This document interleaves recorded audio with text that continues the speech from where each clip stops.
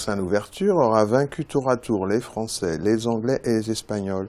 Ce Napoléon noir, comme l'appelle Chateaubriand, qui se considère toujours comme français, a de quoi braver Bonaparte. Le 8 juillet 1801, il promulgue une constitution qui établit l'autonomie et le proclame gouverneur général à vie. Il ne peut plus exister d'esclavage sur ce territoire, la servitude y est à jamais abolie. Tous les hommes y naissent, vivent, meurent libres et français. Ses frères de couleur travaillent comme salariés dans les plantations dont ils avaient été les esclaves. Le premier des Noirs envoie sa constitution au premier des Blancs, qui lui répond à sa façon, militaire, 86 bateaux de 22 000 hommes, avec à leur tête son beau-frère, le général Leclerc, qui reprend Saint-Domingue en mars 1802, trop nombreux, trop bien armés.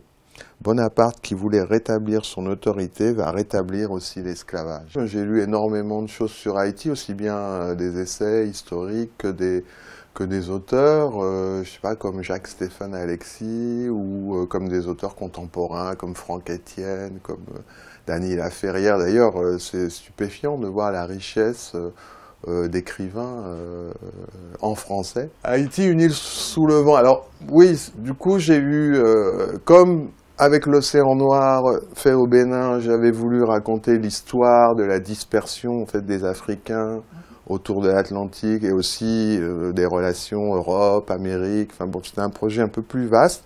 Là, j'ai voulu raconter l'histoire d'Haïti que j'ai découvert dans ses détails à cette occasion.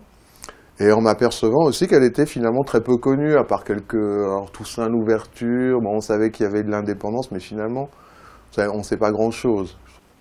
Bien, c'est en rencontrant des artistes, en fait. Hein, et je suis venu à Paris pour faire plutôt des études littéraires, des études de philosophie, tout ça, mais en fait, j'ai rencontré des artistes et voilà, ça m'a attiré irrésistiblement, disons. J'ai trouvé que c'était un moyen d'expression qui était plus neutre finalement que le texte. Puis bon, j'étais attiré par l'anthropologie, mais bon, c'était un peu paradoxal. Donc, en revanche, j'ai trouvé qu'avec l'expression plastique, hein, les images, les objets, je pouvais mieux m'exprimer, plus librement.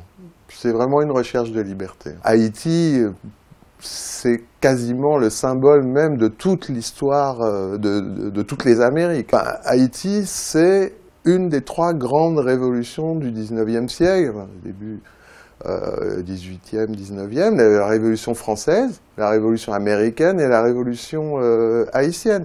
Et en réalité, c'est la seule vraie révolution, puisque les autres, la Révolution américaine, c'était tout le monde était libre, sauf les Noirs.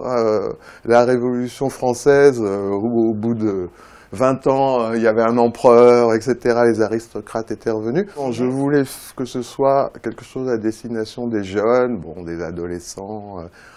Ben, tout simplement, je crois, en racontant les choses simplement, bon, sans dramatiser non plus, sans en rajouter, juste, vous savez, de toute façon, il suffit de raconter les faits tels qu'ils se sont passés, puis voilà, je pense qu'on comprend beaucoup de choses.